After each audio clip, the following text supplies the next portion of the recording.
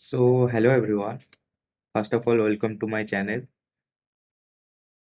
Let me introduce me first. I am Prabhupada Siddhikant. I am currently pursuing an integrated MSc degree from NIT Rourkela in Physics and Astronomy. And if I talk about my passion, in my far future, I am aiming a good career in research. But since my childhood, I have always a soft corner for teaching in my heart. And with that passion, on this auspicious occasion of Teachers' Day, I'm going to start my career in teaching. So, so let's go. So today we'll be studying one of the most important chapter of your syllabus, that is none other than waves. So some of you might ask that why I have chosen such a chapter from last of your syllabus. So my motivation was very simple. That this is going to be one of the most required subject in your future days, and that's why I have chosen this one. But also there was an additional cost.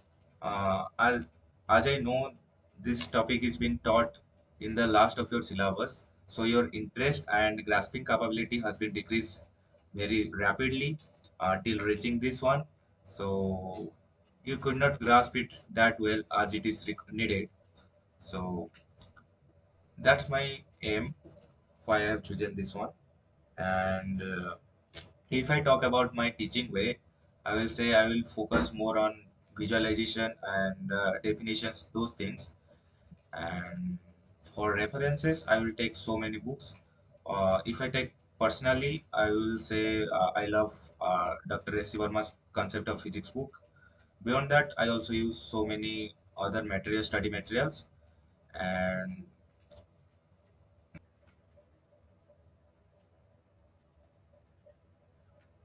और मेरा उनको choose करने का जो criteria है वो इस basis पे रहेगा कि उसमें एक टॉपिक को पर्टिकुलरली कितना अच्छे से दिया गया है। तो वैसा भारी करता रहेगा, ऐसा कोई फिक्स रेफरेंस तो होगा नहीं, लेकिन कंसेप्ट मैं आप लोगों को बराबर समझाने का कोशिश करूंगा। So let's proceed. तो सबसे पहले समझने की कोशिश करते हैं कि वेब एक्चुअली है क्या। तो उसके लिए मैं आपको एक एग्जाम्पल के तौर से आपको समझाने का कोशिश करूंगा। तो जो आप लोग जो चैप्टर्स अभी पढ़े हुए हैं उसमें बहुत बार आप एक टॉप टर्म से इंट्रोड्यूस हुए होंगे जिसको काइनेटिक एनर्जी बोलते हैं। तो जब भी whenever a particle moves through space, it carries some kinetic energy, and wherever it goes, it also takes that energy with it. तो एक तरीके से बोल सकते हैं कि अगर पार्टिकल जा रहा है तो वो उसके साथ जो उसका काइनेटिक एनर्जी है या फिर जो अदर एनर्जी है वो उसको उसके साथ लेके जा रहा है। तो मतलब अगर उस किसी चीज को एनर्जी को एक जगह से दूसरी जगह को पहुंचाना हो तो वो किसी पार्टिकल को अपना एनर्जी दे के उसको भेज सकता है। इस तरीके से आप बोल सकते हो। लेकिन अभी एक दूसरा तरीका भी है एनर्जी को ट्रांसपोर्ट करने के लिए। अभी उसको एक और अच्छे एग्जाम्पल जो जेन्युइन एग्जाम्पल थे आपके डे टू डे लाइफ में, मैं उसका यूज करके आपको समझाने की कोशिश करूंगा। तो इमेजिन करिए कि दो जगह है।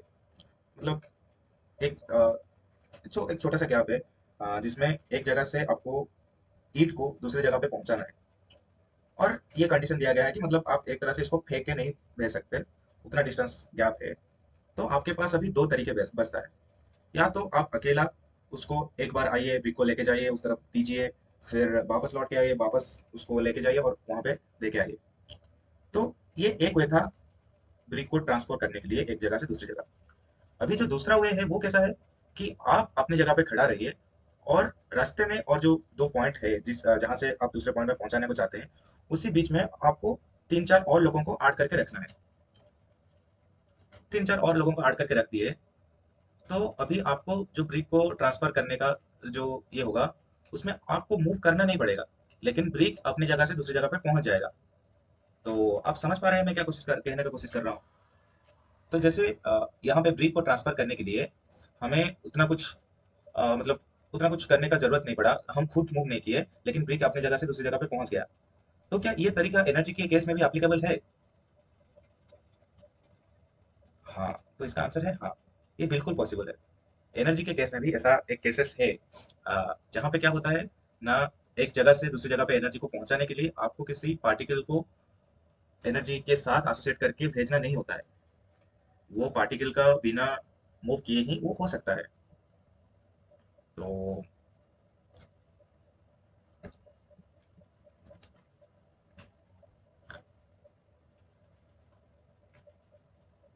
तो ये जो तरीका है एनर्जी को एक जगह से दूसरी जगह पे पहुंचाने का, वो भी पार्टिकल्स को बिना अल्टर किए हुए, पार्टिकल का मतलब उनके पोजीशन से, इक्विलिब्रियम पोजीशन से हटना तो पड़ेगा, लेकिन वो फिर से आ जाएंगे जब एनर्जी ट्रांसपोर्ट हो जाएगा, फिर से अपने नॉर्मल कंडीशन पे आ जा रहे होंगे। ये जो मोशन है एनर्जी का, इसी को नाम दिया गया है वेव मोशन। अगर एक पर्टिकुलर वाट जो है वेव्स, अगर उसका बात करें, तो फिर मतलब इसे उसे बोल सकते हैं कि ये एक डिस्टर्बेंस है जो कि एक जगह से दूसरी जगह पे ट्रैवल होती है। एक मीडियम के थ्रू हो सकता है, मीडियम के बिना भी हो सकता है, वो कोई मैटर नहीं करता, और इसमें कुछ भी चीज़ ऑसिलेट हो सकता है, कुछ भी चीज़ मतलब इन्वॉल्व हो सकता है, चाहे वो डेंसिटी हो, चाहे वो प्रोबेबिलिटी हो, चाहे वो पार्टिकल खुद हो, लेकिन वो अपना पोजीशन, जो इनिशियल पोजीशन है, इक्विलिब्रियम पोजीशन है, वो रिस्टोर कर दे रहे होंगे। ओके।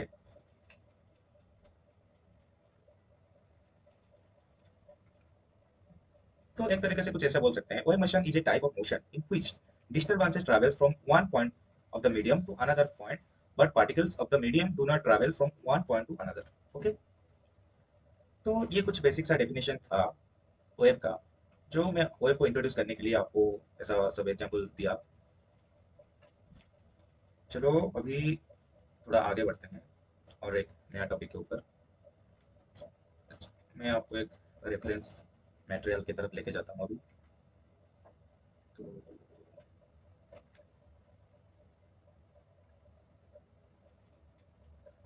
तो यहाँ आप देख सकते हैं, मैंने जो डेफिनेशन बोला था वो यहाँ पे मेंशन है।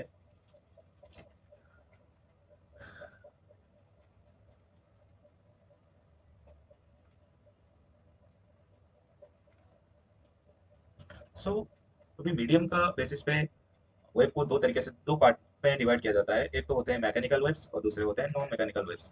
तो जो मैकेनिकल वेव्स है वो क्या है, जिसमें मीडियम का रिक्वायर होता है वो एनर्जी को प्रोपागेट करने में, उसे कहते हैं हम मैकेनिकल वेव्स। उसका एग्जांपल है साउंड वेव्स और स्ट्रेट स्ट्रिंग और वैसे ही, और वाटर वेव्स वगैरह भी बोल सकते हैं। और जो नॉन मैकेनिकल वेव्स है उसको, और इलेक्ट्रोमैग्नेटिक वेव्स, इसका एग्जांपल है light waves, X ray, gamma rays, ये सब। उनको किसी मटेरियल का जरूरत नहीं पड़ता। तो जो हम लोग इस 11th क्लास में पढ़ने जा रहे हैं, 11th क्लास के सिलेबस के अंडर, वो मोस्टली मैकेनिकल वेव्स से डील करेगा। और अगर आपको नॉन मैकेनिकल वेव्स पढ़ना है तो फिर आपको 12th में जाना पड़ेगा, कौन से चैप्टर ना, वेव ऑप्टिक्स में। ओके। अभी वेव्स को क्लासिफाई करने का एक दूसरा तरीका भी है कि कैसा प्रोपागेशन चल रहा है उसमें, कैसा प्रोपागेशन देखने को मिल रहा है उसमें। तो उस हिसाब से भी जो वेव्स को दो तरीके से डिवाइड किया जाता है। एक तो होता है हमारा लॉन्गिट्यूडनल वेव्स और दूसरा होता है ट्रांसवर्स वेव्स। ओके। तो जो ट्रांसवर्स वेव है उसमें क्या होता है ना, जिस डायरेक्शन में हमारा वेव प्रोपागेट कर रहा है उसके परपेंडिकुलर डायरेक्शन में जो पार्टिकल्स है वो ऑसिलेट कर रहे होंगे। लेकिन जो लॉन्गिट्यूडनल वेव्स है उसमें क्या है ना, जिस डायरेक्शन में वेव ट्रैवल कर रहा है उसी डायरेक्शन में ही इनका ऑसिलेशन होता रहता है। इसका एग्जांपल के तौर में आप देख सकते हैं, अगर मैंने किसी ऐसा स्ट्रिंग को ऐसा अपने हाथ से ऑसिलेट करके भेजा तो उसमें जो बॉम्ब्स क्रिएट होगी, फिर जो वो डिफेंड होंगे, और उस मैनर से जो प्रोपागेट करेंगे, उसमें आप देख सकते हैं कि जब मैं इस साइड में एक स्ट्रिंग फिक्स किया हूँ, इस साइड से इसको ऑसिलेट करने का कोशिश कर रहा हूँ, और फिर इसमें देख सकते हैं कि ये जो पार्टिकल मेरे हाथ में यहाँ पे है, मैंने इसको एनर्जी दिया, लेकिन ये एनर्जी लेके इस पॉइंट से दूसरे पॉइंट में नहीं चला गया, ये अभी अपनी जगह पे ही है। तो ये उसका जो पास वाला मॉलिक्यूल है उसको स्टिमुलेट करता है, उसके पास वाला उसको स्टिमुलेट करता है, और ऐसे ऐसे कुछ एनर्जी का प्रोपागेशन होता है। लेकिन जो मेरे हाथ में मैंने जो पार्टिकल को पकड़ा था वो कहीं नहीं गया, वो अभी भी मेरे हाथ के पास ही है। तो इस तरीके से वेब का प्रोपगेशन हुआ। तो वेब तो चला गया, एनर्जी इनिशियली ये वाला जो पार्ट था ये तो एकदम पूरा स्थिर था, इसमें कोई कोई सा भी कुछ मूवमेंट वगैरह नहीं देखने को मिल रहा था। लेकिन अभी कुछ देर बाद जब मैंने ऐसा ऐसा करना शुरू किया, तो फिर आप देख सकते हो कि ये ऑसिलेट कर रहा है, मतलब ये मूव कर रहा है, तो मतलब इसके पास तो एनर्जी पहुंच गई। और वो कैसे पहुंची ना, वेव्स के फॉर्म में। जो डिस्टर्बेंस मैंने यहाँ पे क्रिएट किया, वो डिस्टर्बेंस वहां से लेके यहाँ तक ट्रैवल हो गई। तो इससे हमें क्या पता चला किस डायरेक्शन में जा रहा है वेव। जो वेव है वो इस डायरेक्शन में ट्रैवल कर रहा है, लेकिन जो उसका पार्टिकल्स है, जो उसके पार्टिकल्स इन्वॉल्व है इस वेव को प्रोपागेट करने में, वो किस डायरेक्शन में ऑसिलेट हो रहे हैं, वो ऐसा ऐसा उसके परपेंडिकुलर डायरेक्शन में मूव कर रहे हैं। तो ये होता है हमारा ट्रांसवर्स वेव। और इसका एग्जांपल के लिए आप देख सकते हैं, जब एक वाटर वाटर सरफेस है, आप उसके ऊपर कुछ पत्थर जैसा कुछ ड्रॉप कर देते हो, तो फिर आपको ऐसा कॉन्सेंट्रिक सर्कुलर टाइप का वेव देखने को मिलता है। उसमें भी हम्प्स होता है और डिपेंडिंग होता है, जो उसको साइंटिफिक लैंग्वेज में क्रेस्ट और ड्रॉप बोलते हैं। तो वो सब देखने को मिलता है, उसमें विजुअलाइज कर सकते हैं। और फिर ये जो मैंने एग्जांपल दिया स्ट्रिंग वाला, वो भी ऐसा ट्रांसफर वेव का एग्जांपल में जाता है। अभी बात करते हैं लॉन्गिट्यूडनल वेव। लॉन्गिट्यूडनल वेव को इमेजिन करने में जनरली बच्चों को थोड़ा डिफिकल्ट होता है, लेकिन इसका जो सबसे अच्छा एग्जांपल है और जो सबसे जेन्युइन एग्जांपल है वो क्या है ना, साउंड वेव। क्योंकि साउंड वेव को आप लोग कैसे विजुअलाइज करना चाहते हो? अगर मैं किसी को कुछ बोलना चाहता हूँ, मैं मेरा एक दोस्त है, मैं उसको कुछ बुलाना चाहता हूँ या फिर कुछ उसको बोलना चाहता हूँ, मैं यहाँ पे अपने ऐसा कुछ नहीं करता कि मेरे मुंह से कुछ निकल के उसके कान में पहुंच जाए। ऐसा तो कुछ नहीं होता। तो वो कैसे उसको पता चलता है, मैं कैसे बताऊंगा? ऐसा तो मेरा मुंह से कुछ पार्टिकल वगैरह तो कुछ नहीं निकलता जो कि अपना काइनेटिक एनर्जी हो कि उसको उसके पास लेके पहुंच जाए। तो कैसे होता है कि मैं यहाँ पे कुछ अपना जो वॉइस बॉक्स है उसको वाइब्रेट करके इस पॉइंट ऑफ स्पेस में मैं कुछ एनर्जी देता हूँ। वो क्या किससे मिलता है? मेरा वाइब्रेशन से। तो ये जो वाइब्रेशन इस जगह से मेरे दोस्त के कान तक ट्रैवल होता है और फिर उसको मैंने जो बोला उसको पहुंचाता है। तो अभी देख सकते हैं इसमें कोई ना कुछ पार्टिकल का ट्रांसफर हुआ ना कुछ हुआ। तो कैसे पहुंच गई? तो इस ये साउंड वेव है। और वेव्स का जो हमने डेफिनेशन में देखा था वो इसमें क्या होता है कि पार्टिकल अपनी जगह से दूसरे जगह तक मूव नहीं करते, लेकिन अपनी जगह पे ही ऑसिलेट होते रहते हैं। अपना जो नेचुरल पॉइंट है उसको रिस्टोर कर लेते हैं थोड़ी देर बाद, जब उनको वेव क्रॉस करके जा चुका होगा। ओके। और तो अभी ये जो साउंड वेव है ये एक एग्जांपल है हमारा लॉन्गिट्यूडनल वेव का। और इसमें कैसा ट्रैवल होता है, एक साउंड वेव का आप समझ सकते हैं कि वो ऐसा ऐसा होके जा रहा है। यहाँ पे एक दिखा हुआ है अच्छे से एग्जांपल। वो तो पार्टिकल्स का जो गैस जिस भी मीडियम में आप वॉइस साउंड को ट्रैवल कराना चाहते हो, उस मीडियम के अकॉर्डिंग वो पार्टिकल्स ऐसे ऐसे ऑसिलेट होते रहते हैं। लेकिन उसका एक स्प्रिंग के फॉर्म में एक यहाँ पे दिया हुआ है एग्जांपल, आप देख सकते हो। ये पॉइंट देखिए बहुत ज़्यादा कंट्रैक्टेड है, फिर यहाँ से दूर जाते जाते यहाँ पे एकदम कंट्रैक्शन कम है, फिर से कंट्रैक्शन ज़्यादा, फिर से कंट्रैक्शन कम। तो ये एक तरह से ऑसिलेट हो रहा है। और ये अपना देख सकते हैं, जैसे हमने कंडीशन देखा था, ये अपना पॉइंट से एकदम से मूव भी नहीं कर जा रहे हैं, ये अपना पॉइंट को रिस्टोर कर ले रहे हैं थोड़ी टाइम बाद। तो इसका मतलब ये है कि ये एक वेव है। और इस टाइप का वेव जिसमें पार्टिकल आगे मूव कर रहा है, मतलब वेव आगे मूव कर रहा है और पार्टिकल भी उसी ही डायरेक्शन में ऑसिलेट होते रहे, इस टाइप का वेव्स को हम लॉन्गिट्यूडनल वेव बोलते हैं। इसमें ऐसा कंप्रेशन, रेयरफैक्शन ऐसा होता रहता है। कंप्रेशन मतलब ऐसा सिकुड़ जाना, और रेयरफैक्शन जो है खुल जाना। तो ऐसा सब होता रहता है। ओके। और आप लोग चाहो तो मैं आपको एक इसका सिमुलेशन टाइप्स भी दिखा सकता हूँ। So give me some time.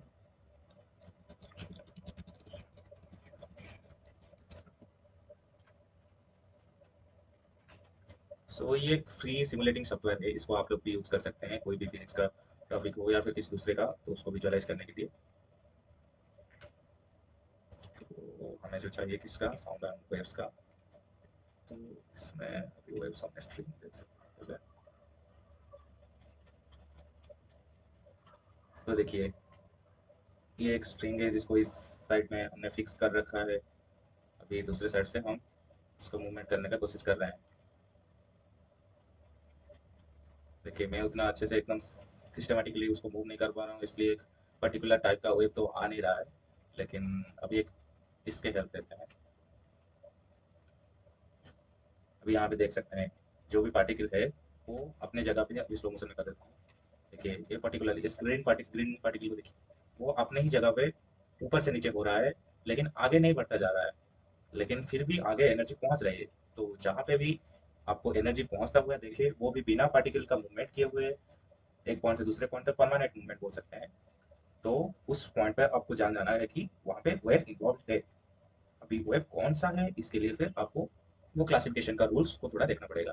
जैसे यहाँ पे आप देख सकते हैं ये जो वेब यहाँ से जनरेट होकर यहाँ तक पहुँच रही है। तो मतलब एक तरीके से बोल सकते हैं जो वेब है वो यहाँ इस डायरेक्शन में ट्रैवल कर रहा है, लेकिन जो पार्टिकल्स है वो ऐसा ऐसा ऑसिलेट कर रहे हैं। तो मतलब पार्टिकल का ऑसिलेशन का direction is perpendicular to the direction of wave propagation. तो ये किस चीज़ का कंडीशन था? ये था ट्रांसवर्स वेव का कंडीशन। ओके। तो फिर अभी लॉन्गिट्यूडनल वेव का भी मैं दिखाने का कोशिश करता हूँ सिमुलेशन। पता नहीं है कि नहीं, लेकिन एक बार ढूंढते हैं। Waves, sound waves. हाँ, ये तो साउंड वेव्स।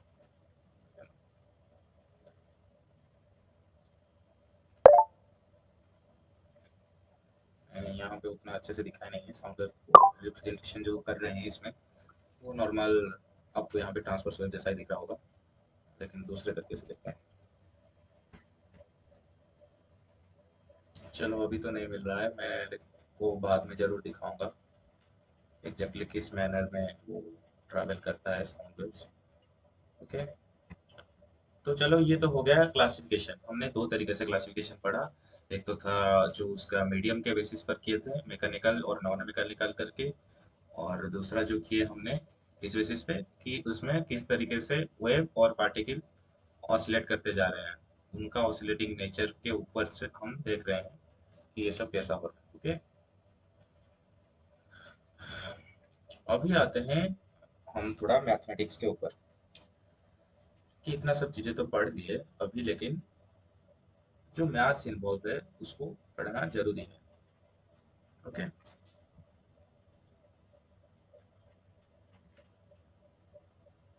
चलो इसी वर्मा बुक में ही जाते हैं।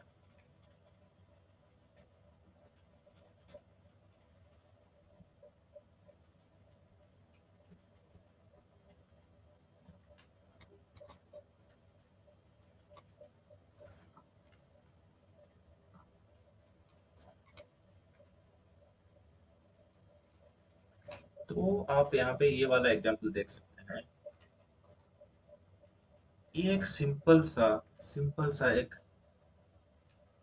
स्ट्रिंग, जो कि एक साइड से फिक्स्ड है और दूसरे साइड से उसमें हम एक पल्स दे रहे हैं। इसी से ही हम थोड़ा सा उसके मैथमेटिक्स में घुसने का कोशिश करते हैं। ओके, तो अभी थोड़ा सा जरूरत पड़ेगा वो सिमुलेशन का।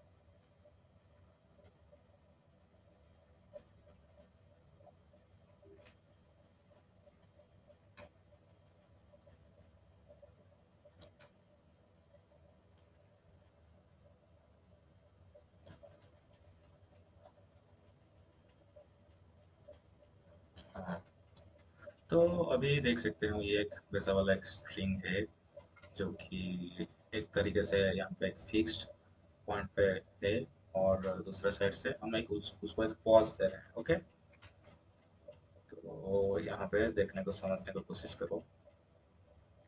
ये एक पॉज गया, और आपको लग रहा होगा कि पॉज थोड़ी देर बाद खत्म क्यों हो जा रहा है।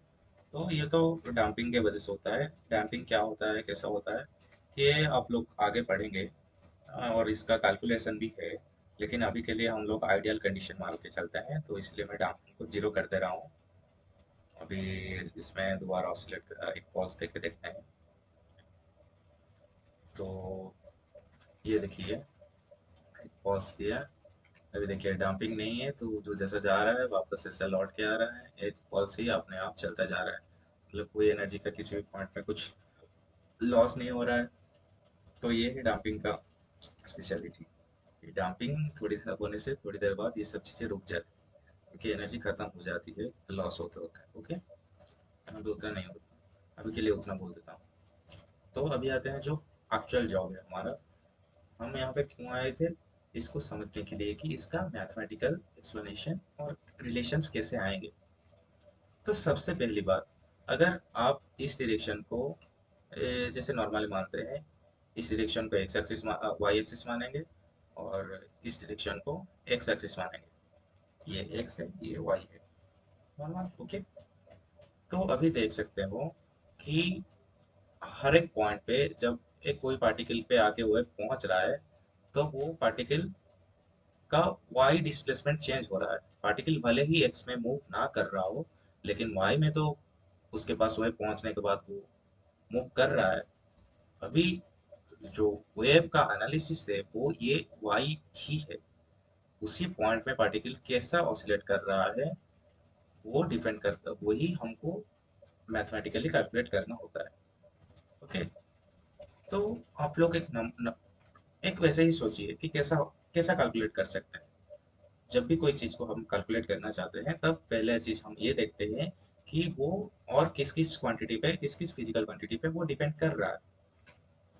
तो यहाँ पे देख सकते हैं जो वाई है वो किस चीज़ों पे डिपेंड कर रहा है, ये देखते हैं। पहली बात तो ये वेव को यहाँ से आके यहाँ तक पहुँचने के लिए कुछ टाइम लग रहा है। मतलब ये पार्टिकल में हर वक्त ऑसिलेशन नहीं हो रहा है। अगर हो भी रहा है तो मतलब हर टाइम में सेम नहीं हो रहा है, तो एक पर्टिकुलर टाइम में इसका एक पर्टिकुलर डिस्प्लेसमेंट बोल सकते हैं या फिर पर्टिकुलर ऑसिलेशन ऐसा हो रहा है। तो इससे क्या पता चलता है कि जो इसका वाई डिस्प्लेसमेंट है वो टाइम के डिपेंडेंट है। अभी और किसी दूसरी चीज पे क्या डिपेंड करता है, वो है उसका पोजीशन। अगर वो पार्टिकल यहाँ पे है तो उसके पास पल्स जल्दी पहुंच जाएगी, वो जल्दी ऑसिलेट करना लगेगा। लेकिन तभी अगर ये दोनों पार्टिकल को ही समझ लें, ये और इसको, तो जब एक टाइम पर जब ये इधर होता है तो ये उसके नीचे या फिर ऊपर होता है, ऐसा कुछ होता है। तो इसका मतलब ये है कि उसका वाई डिस्प्लेसमेंट कितना है वो उसका एक्स कोऑर्डिनेट के ऊपर भी डिपेंड करता है। यानी कि यहाँ से हमें दो चीजें पता चली कि जो वाई है हमारा वाई डिस्प्लेसमेंट की कैसा वो ऑसिलेट कर रहा है, तो वो क्या होता है ना, एक एक तो उसका एक्स कोऑर्डिनेट और दूसरा है उसका टाइम। ये दोनों चीजों के ऊपर डिपेंड कर रहा है। ओके, तो अभी देखते हैं। तो मतलब जाहिर सा बात है कि अगर ये दोनों के ऊपर डिपेंड कर रहा है तो वाई का इक्वेशन समथिंग एक्स और समथिंग टी के बेसिस पे ही आएगा। अभी क्या आएगा वो देखना हमारा काम है। ओके, तो अभी आगे प्रोसीड करते हैं देखने के लिए कि वो एग्जैक्ट वैल्यूज क्या होगा। ओके, हाँ, तो जैसे कि आपने उस सिमुलेशन में देखा कि जो हमारा वाई है वो किस चीज पे डिपेंड कर रहा है। एक तो अपना एक्स के ऊपर डिपेंड कर रहा है और दूसरा किसके ऊपर, टी के ऊपर डिपेंड कर रहा है। तो जो एक तरीके से अगर वाई एक फंक्शन हो, अगर हमें उसको लिखना हो,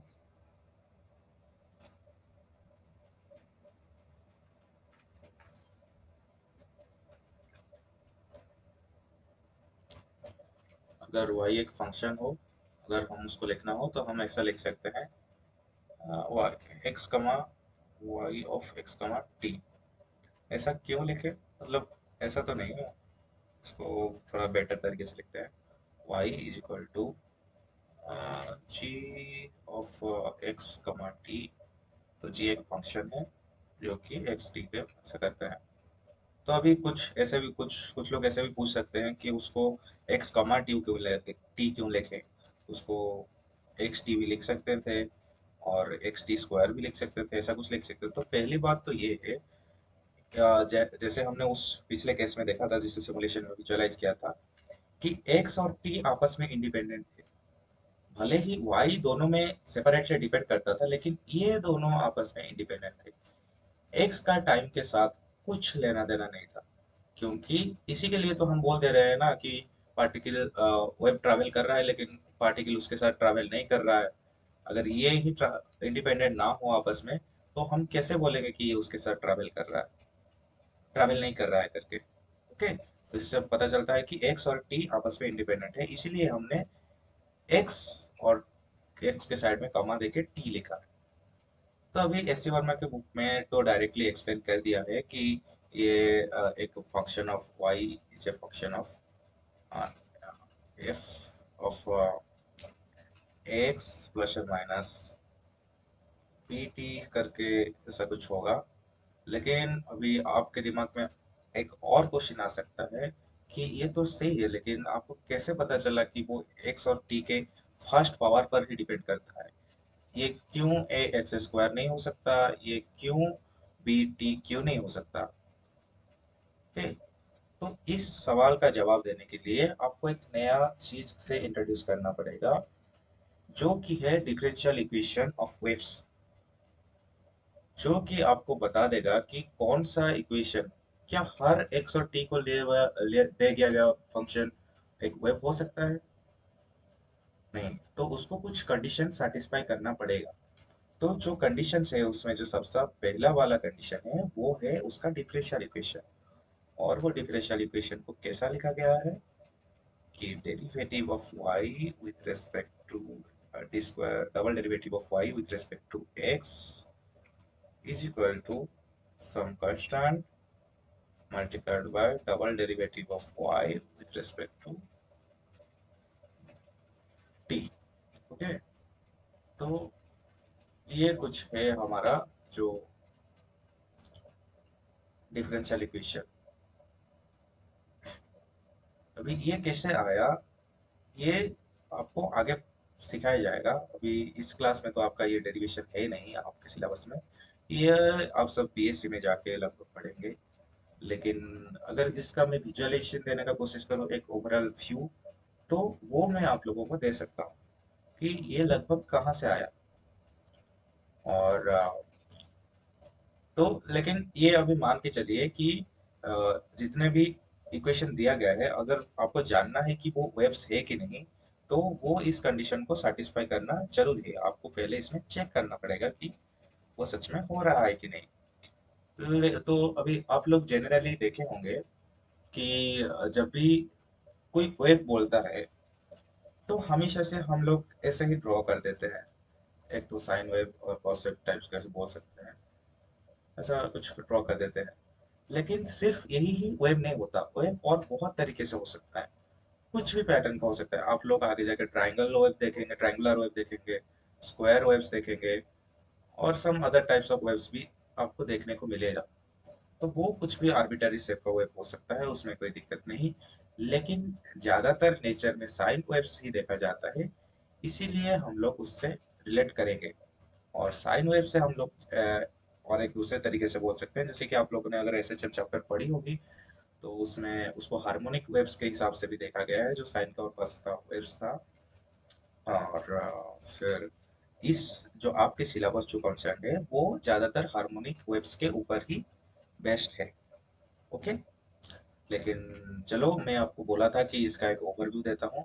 बाकी इसका यूजेस और इसको और किस किस तरीके से यूज करेंगे, वो हम लोग नेक्स्ट क्लास में पढ़ेंगे। लेकिन चलो, मैं आपको इसका एक ओवरव्यू देके छोड़ देता हूँ कि ये कैसा आया था। एक छोटा सा एक दूसरा तरीका, जो कि प्रॉपर उसका डेरिवेशन तो है नहीं, लेकिन एक विजुअलाइजेशन का तरीका है। ओके। तो उसके लिए अभी हमें थोड़ा सा वो सिमुलेशन के पास वापस जाना पड़ेगा। सिमुलेशन।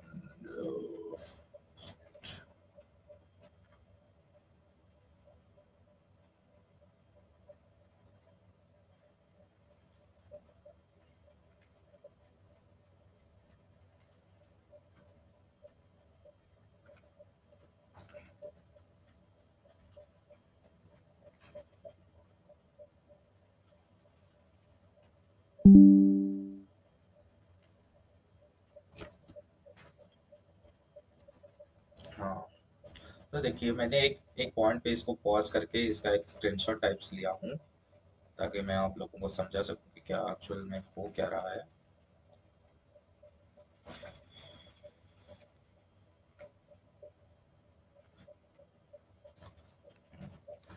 चलो, इसमें समझते हैं।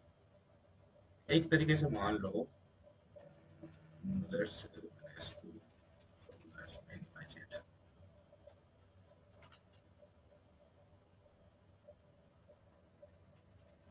तो जैसे कि आप यहाँ पे देख सकते हैं, मैंने ये सिमुलेशन वापस से स्टार्ट किया हूँ। और यहाँ पे मैंने कुछ फिक्स्ड एंड लूज एंड वगैरह नहीं लिया, एकदम प्रेस को फ्री कर दिया। इस साइड आप देख सकते हैं एक विंडो दिया गया है, मतलब एक एंड से ऑसिलेट कर रहे हैं और दूसरा साइड एकदम फ्री है।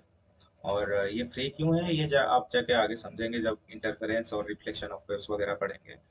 लेकिन अभी के लिए बस मैं आपके विजुअलाइजेशन के लिए ये सब चीज़ें किया हूँ।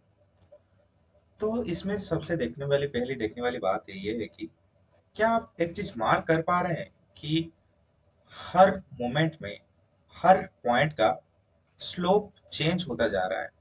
कोई सा भी एक पार्टिकल को पकड़ लो, लेट्स से ये जो ग्रीन डॉट जिसके पास मेरा कर्सर है अभी, ये पॉइंट को भी मान लो। ये पॉइंट में अगर मैं इसी एक कर्वेचर का मैं स्लोप निकालूं, क्या वो हर पॉइंट पे वैरी हो रहा है? तो आपका जवाब हुआ यस। मैं किसी भी पॉइंट का अगर अगर उसका दिखाना चाहूँ, तो मैं पॉज करके दिखा भी सकता हूँ। एक स्टैंड में ये लिया, तो स्लोप बेसिकली क्या होता है, टेंजेंट। तो उसका टेंजेंट कुछ ऐसा आएगा। ओके। अगर फिर दूसरा किसी स्टैंड पे मैंने पॉज किया, तो अभी उसका स्लोप कुछ ऐसा आएगा। फिर एक ऐसा लिया, तो उसका स्लोप ऐसा आ गया। तो मतलब इसका स्लोप चेंज होता ही रहता है। किस टाइम पे मैं उसको पॉज कर रहा हूँ, उसी टाइम के रिस्पेक्ट में उसका स्लोप वैरी कर रहा है। ओके।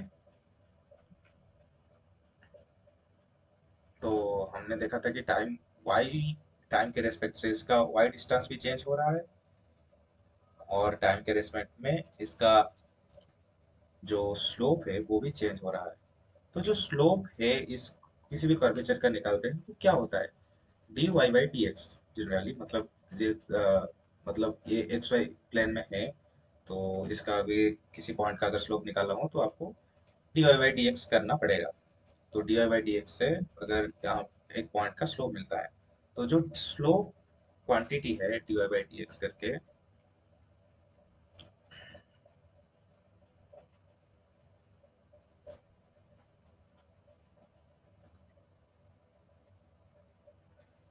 इस पॉइंट का ये होता है उसका, मतलब इसका जो tan थीटा वैल्यू होता है वो होता है d y by d x. और जैसे हमने विजुअलाइज किया था कि जो उसका स्लोप है वो चेंज हो रहा है, टाइम के रेस्पेक्ट में चेंज हो रहा है, और जो उसका y है वो भी टाइम के रेस्पेक्ट में चेंज हो रहा है। y जो है वो एक के रेस्पेक्ट में भी चेंज हो रहा था, और y जो है वो t के रेस्पेक्ट में भी चेंज हो रहा था। ओके, तो यहाँ पे देखने वाली बात है कि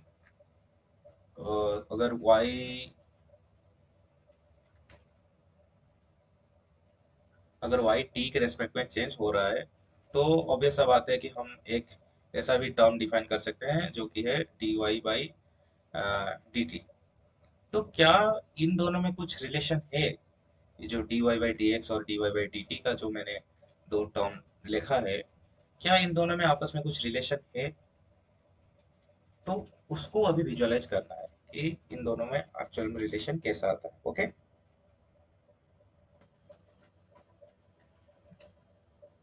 तो अब समझिए, मैंने यहाँ पे दो पॉइंट्स लिया हुआ है। एक वेब को जो ट्रैवल कर रहा था उसको पॉज करके उसका स्क्रीनशॉट लिया हूँ। अभी उनमें से दो पॉइंट को मैंने देखा, एक तो ये ग्रीन वाला पॉइंट और उसका एक कोरेस्पॉन्डिंग बोल सकते हैं एक ये वाला ग्रीन पॉइंट। और इन दोनों पॉइंट में अभी इसका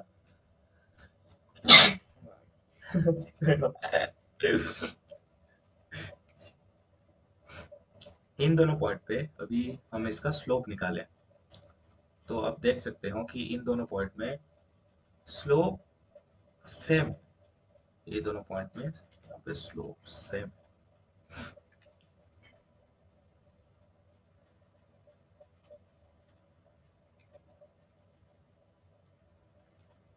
तो अभी एक बात बताइए कि इनिशियली तो एक टाइम पहले ये जो इस पॉइंट में जो इतना स्लोप था वो इस पॉइंट में तो इंस्टेंटली पहुंचा नहीं होगा, कुछ तो टाइम लिया होगा।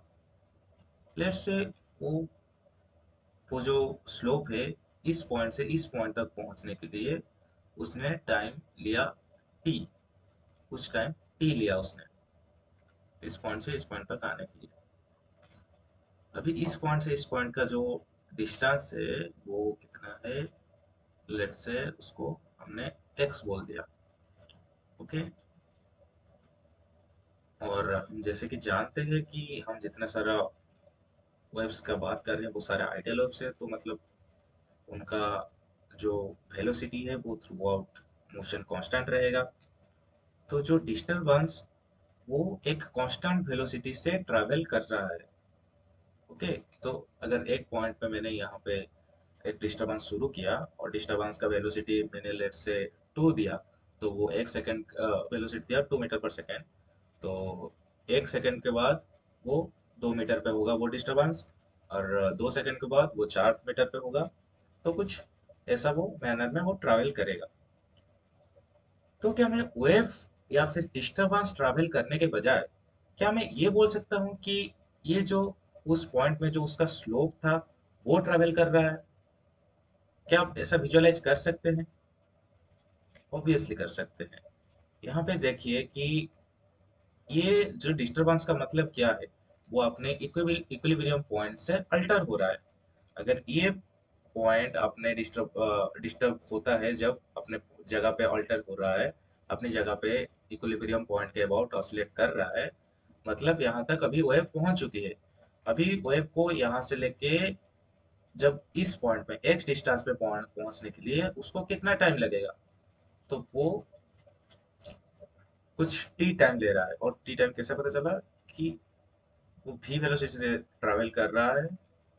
तो भी मल्टीप्लाइड बाय टी, भी multiplied by T will be your x. Okay,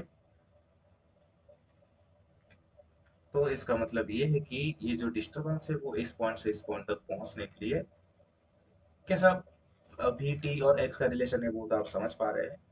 लेकिन मैं आपको एक विजुअलाइजेशन देने का जो कोशिश कर रहा हूँ वो ये है कि आपको ये देखना है कि ये नहीं देखना है कि डिस्टरबेंस ट्रैवल कर रहा है, आपको देखना है कि ये जो पॉइंट में डिस्टरबेंस के कारण यहाँ पे जो स्लोप था वो किस तरह से ट्रैवल कर रहा है। क्योंकि आप यहाँ पे देख सकते हैं कि वो स्लोप भी कुछ हद तक इसके साथ मैच कर जा रहा है, मतलब समझ रहे हैं ना। तो क्या हम ऐसा लिख सकते हैं कि जो dy बाई डी टी है, dy बाई डी टी जो है वो क्या है, इस पर्टिकुलर पॉइंट में उसका y डायरेक्शन में वेलोसिटी, और वो जो y डायरेक्शन में हम उसका वेलोसिटी निकालने जाते हैं, जब भी y डायरेक्शन में उसका वेलोसिटी निकालने जाते हैं तब वो किस फैक्टर पे डिपेंड करता है, किस फैक्टर पे डिपेंड कर रहा है। ऑब्वियस सा बात है कि वो डिस्टरबेंस उस पॉइंट में कितना हद तक ट्रैवल कर चुका है। मतलब अगर एक सुनामी का ही एग्जांपल ले, मैं अगर एक जगह पे सुनामी हो गया है, अगर मैं किसी दोस्त वहां पे है उसको पूछा कि अभी सुनामी तो वो मर गया होगा वो अलग बात है, लेकिन गेस करो कि इमेजिन करो कि मैंने उससे पूछा, अ, तो वो बोलेगा कि हाँ हम सुनामी में पूरा डूब चुके हैं, या फिर बोलेगा कि नहीं सुनामी अभी जस्ट हमारे यहाँ पे टच कर रहा है। तो इसका मतलब ये है कि वो बोल रहा है कि वो डिस्टरबेंस वहां पे उनके जगह पे कितना अमाउंट का पहुंच चुका है। क्या वो पूरा अपने पीक पे है, या फिर वो आधा पे है, या फिर वो किस हद तक पहुंचा है। और वो जो ये जो बात हम कर रहे हैं ना, किस इंटेंसिटी में वो पहुंचा है, मतलब कितना इंटेंस रूप लिया है, वो जो डिस्टरबेंस है उसका कितना पोर्शन अभी हमारे पास पहुंच चुका है। वो बेसिकली क्या होता है ना, इस केस में हमारा स्लोप है, इस पॉइंट का स्लोप ही है वो चीज जो हमको उसका इंटेंसिटी बता रहा है। अगर किसी, मैं इसका एक, ये थोड़ा सा गंदा हो गया, उसको थोड़ा सा क्लीन करता हूँ। और चलो क्लीन कर लिया। अभी देखिए, अभी यहाँ पे मान लो, यहाँ पे मेरा दोस्त था, मैंने उसको पूछा कि अभी जो तुम्हारा सुनामी है वो कहाँ तक पहुंच चुका है, वो बोला वो जस्ट टच किया है। तो जस्ट टच किया है का मतलब क्या है, उसका जो पॉइंट का वो इतना हाइट पे था, मतलब कुछ ऐसा था। और वो हाइट को मैं कैसे डिफाइन करूंगा, उसके स्लोप से। क्यों कि इस हाइट में अगर सिर्फ हाइट बोलेगा तो मेरे को कैसे पता चलेगा कि वो अभी वहां पे पहुंच रहा है या फिर वहां से जा चुका है। क्योंकि उसी हाइट में ऐसा दो पॉसिबल पॉइंट्स है, ऐसा दो पॉसिबल पॉइंट्स है एक पर्टिकुलर हाइट लेट से एज पर। या एक तो वेव रीच करने वाली, और एक तो वेव जाने वाली। तो मेरे को कैसे पता चलेगा कि मेरा दोस्त किस चीज का बात कर रहा है। तो उसके लिए मेरे दोस्त को स्लोप का इस्तेमाल करना पड़ेगा। अगर उसने बोला कि ये पॉजिटिव स्लोप का है और इतना हाइट पे है, तो फिर मेरे को पता चल जाएगा कि जो वेव है वो अभी जा चुका है, जो सुनामी है वो अभी जा चुका है, जस्ट खत्म होने वाला है। लेकिन अभी उसने उसने अगर बोल दिया कि नहीं, जो सुनामी का जो इंटेंसिटी है, मतलब वो एच हाइट पे है, अभी रीच किया है, और उसका स्लोप अभी नेगेटिव में है। ये समझ पा रहे हैं ना, यहाँ पे स्लोप नेगेटिव में है। तो इसका भी स्लोप नेगेटिव में है। इसका मतलब ये है कि अभी सुनामी गया नहीं, अभी जस्ट उसको टच किया है। तो फिर मैं क्या करूंगा, अपने दोस्त को रेस्ट इन पीस बोल के कॉल काट कर दूंगा। ओके, तो इससे क्या पता चला कि ये जो dy बाई डी टी है, मतलब इस पर्टिकुलर पॉइंट को किस मैनर पे जा रहा है, कितना वो वाइब्रेट कर रहा है, किस वेलोसिटी से, वो किस चीज के ऊपर डिपेंड करेगा, उस पॉइंट में जितना उसका स्लोप है, जो कि स्लोप है हमारा कितना, dy by d x. Okay,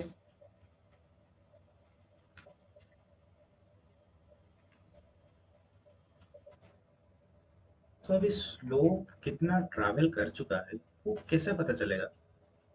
उस कोई भी चीज अगर कितना ट्रैवल कर चुका है कैसा पता चलता है? उसका वेलोसिटी से मल्टीप्लाई करके।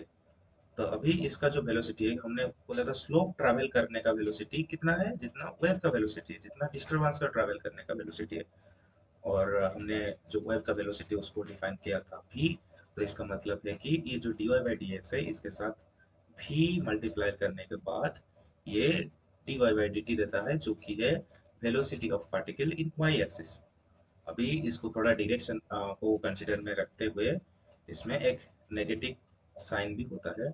तो जो एक्चुअल फाइनल फॉर्मूला हमारा है वो कितना है, dy by dt is equal to minus of v multiplied by dy by dx।